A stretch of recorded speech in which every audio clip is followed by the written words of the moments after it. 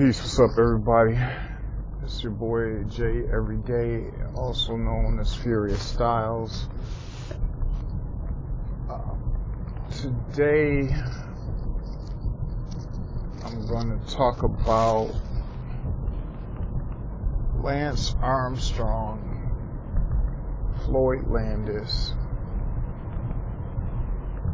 and as a mirror or reflection of them, I'm also going to talk about Roger Clemens and Andy Pettit. For most people who don't know, Floyd Landis and Lance Armstrong were two U.S. cyclists who competed in the Tour de France. As most people know, Lance Armstrong won the Tour de France 7 times, I believe, if I'm not mistaken.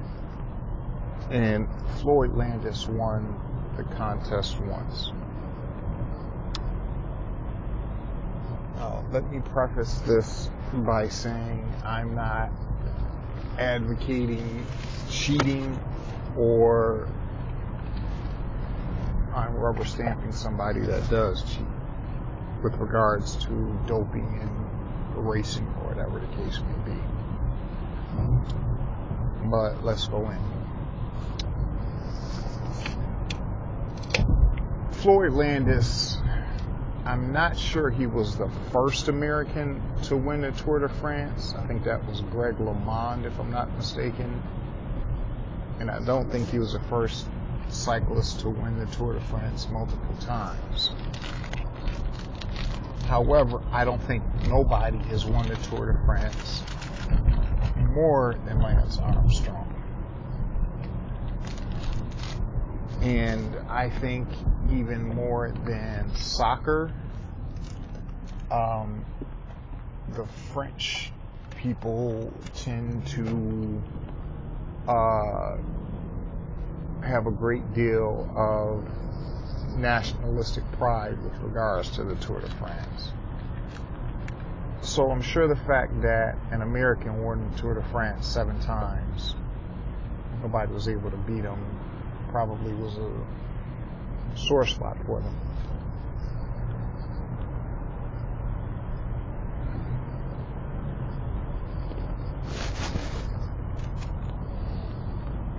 So here's where things get funky.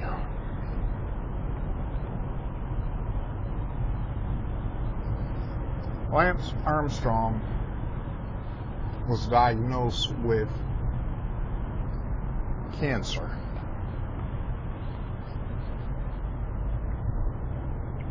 More matter of factly, he was diagnosed with testicular cancer, which means he had a cancerous growth on his balls. I'm going to let that sink in for a minute, especially for the men out there. He had cancer on or in his balls.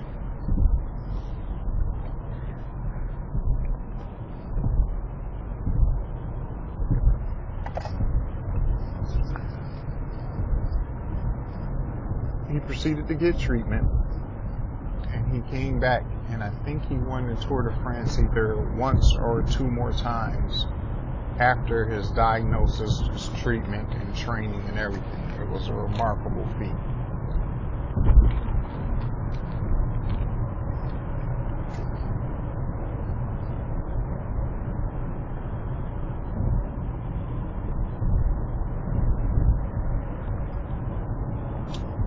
After he retired, he went on to start this foundation called Live Strong. But the Tour de France and the World Cycling Organization, or whatever the hell it is, there was always this taint around Lance Armstrong, and supposedly some samples from a number of years ago had miraculously came up positive.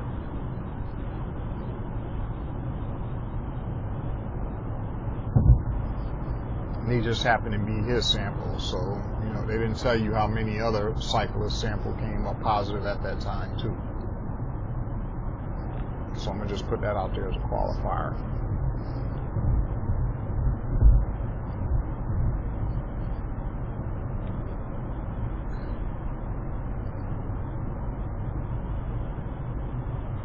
Subsequently, when he retired, got done with racing,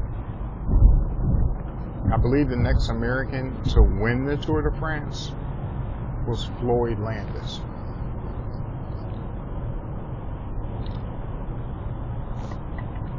Floyd Landis was a teammate of Lance Armstrong on the cycling team. And the thing you have to realize about cycling is, yeah, you can win it as an individual, but it's really a team effort. And I think it's based on your time in completing certain stages.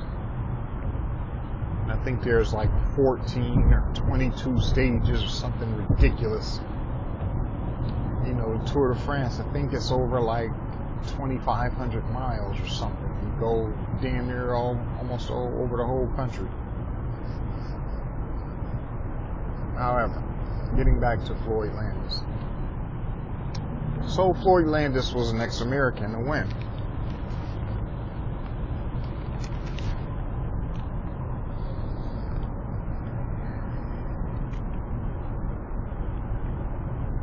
So he wins, and subsequently he takes a drug test. His drug test comes back positive.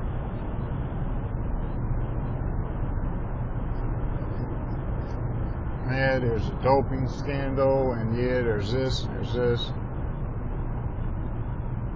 Everything that points to him cheating.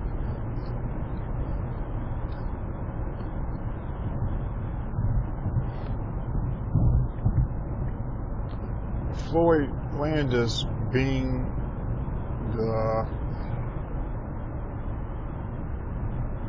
how's a nice way of putting it, being the person that he is, when he finally admits to this, he then proceeds to say, well, I did it because Lance did it. So you weren't content with you taking your punishment. You had to go and talk about the next man.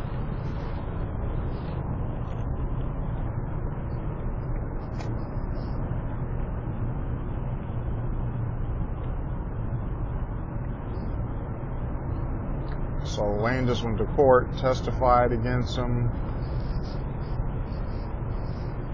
and I think him and Lance Armstrong got into a war of words, where Lance basically called him a liar or something. And if I'm not mistaken, I believe Landis, from everything that I'm reading,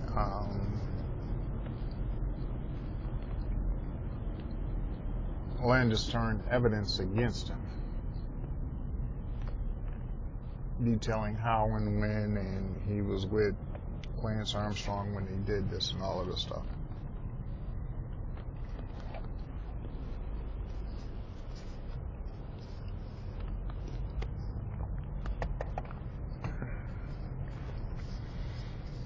Okay. So most of you will ask, well, why is that important today? It's important. It's not really important, but the reason that it's relevant today, or it makes sense for me to talk about it today, is because Lance Armstrong settled his suit with the government. Because, see, the government sponsored Lance Armstrong's team. They were the U.S. Postal Service team. And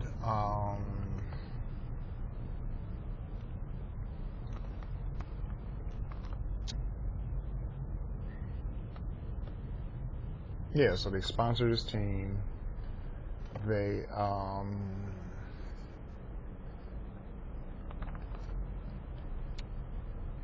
basically made all of this money and put all these advertising dollars into the team. And they say they were suing Lance Armstrong for like $100 million.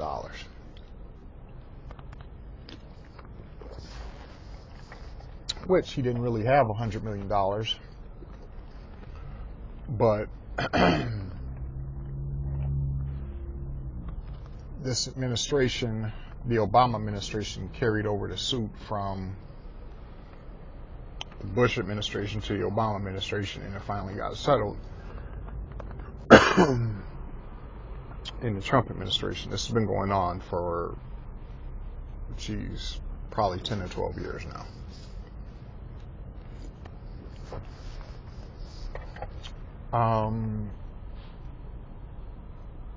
I guess my biggest problem I have with the whole thing is, oh, by the way, let me put this in there too. So they reached a settlement. Lance Armstrong has to pay back $5 million to the U.S. government, and of that $5 million, Floyd Landis gets $1.5 million of it, and Armstrong has to cover his legal fees.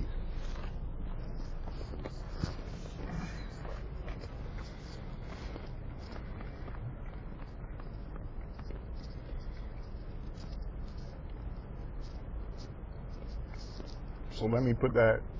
I'm gonna let that sink in for a minute. Then I'm gonna reiterate it. The U.S. government settled the suit with Lance Armstrong for $5 million. Of that $5 million, he has to pay Floyd Landis $1.5 million. And he also has to pay Floyd Landis' legal fees.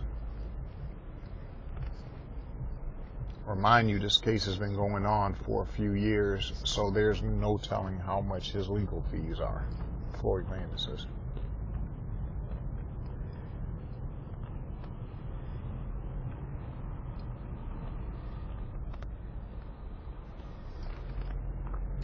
And so I know most people were asking me, who gives a shit?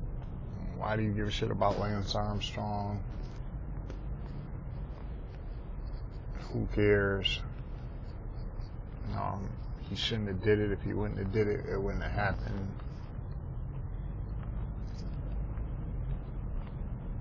And I want to offer one thing.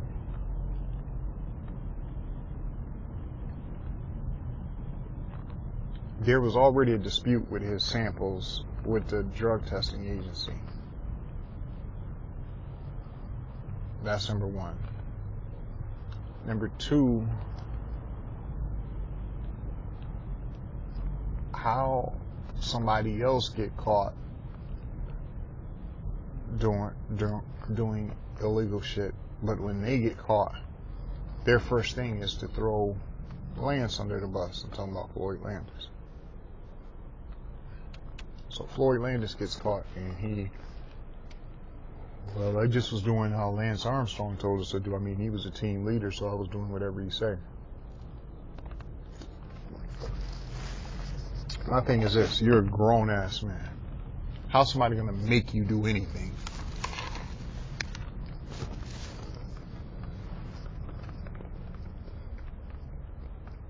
Number two, what type of man are you when something happens to you? You don't own up and take responsibility for it, but you also drag somebody else's name down in the mud, regardless if it was warranted or not. You still ain't have to say anything about that man and deal with the consequences of your own actions.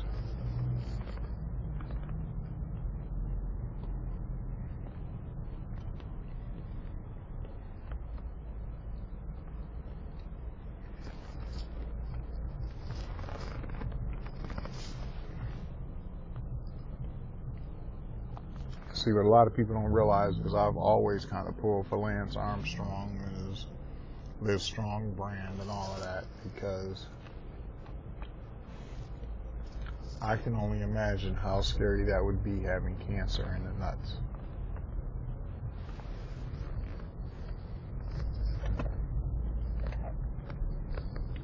Or how about getting treatment?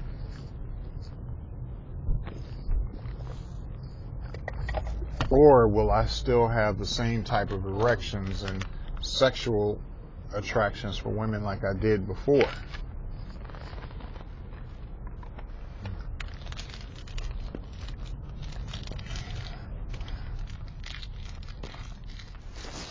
So for him to go through all of that and come back and win the race, I think is nothing short of remarkable.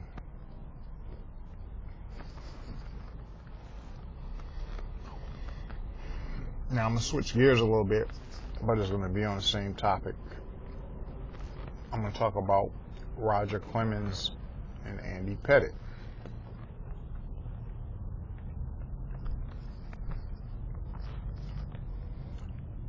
Apparently there had been some unscheduled stops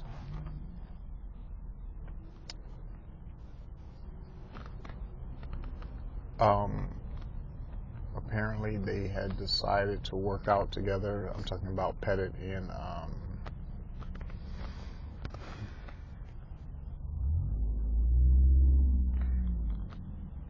Roger Clemens, excuse me. Both of them do fine. Roger Clemens is the more accomplished pitcher. His location skills, just everything about him as a pitcher is just off the charts.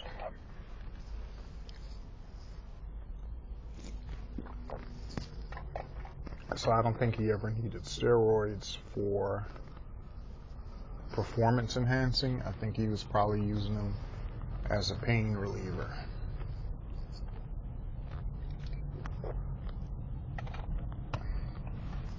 Because you have to remember, Roger Clemens was throwing in the high 90s until,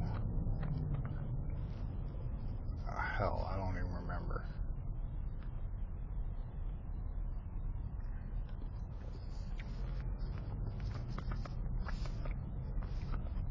However, this thing about Andy Pettit and Roger Clemens is the same thing. I mean, the circumstances surrounding how the person found it is easy.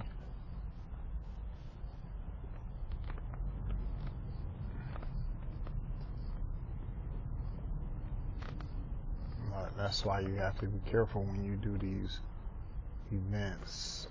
Allow yourself to be seeing all of these things can have an effect on you. And what I mean by these events and things can have an effect on you is Pettit, all he had to do was talk about himself. But because you got caught once again, I'm gonna tell on everybody. Such a pussy move. I don't even understand it.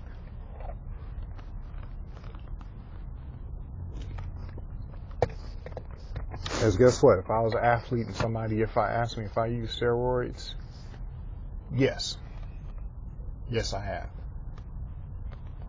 Why?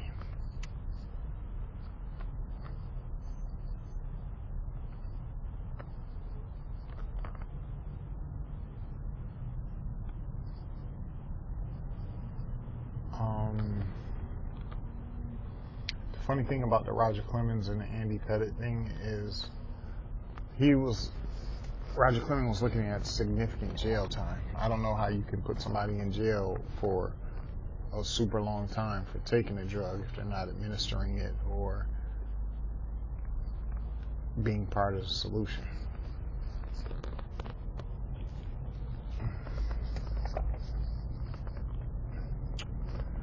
Both of these cases show you the prime example of the pussified man, for lack of a better word. Both of these instances show you how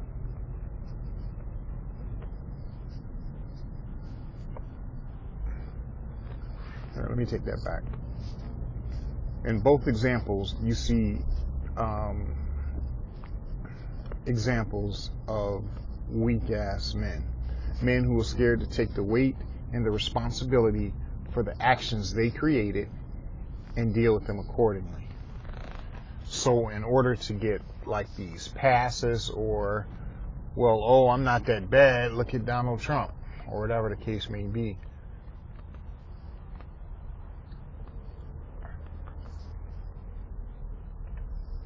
it just doesn't matter.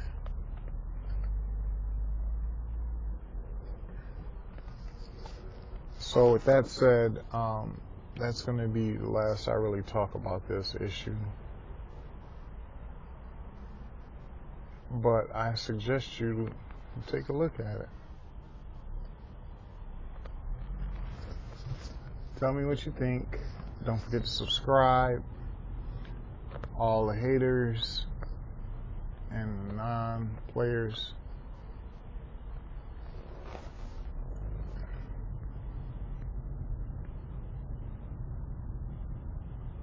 Don't forget to subscribe. Haters, keep it moving. Comment if you like the post. It's your boy Jay, and I'm out.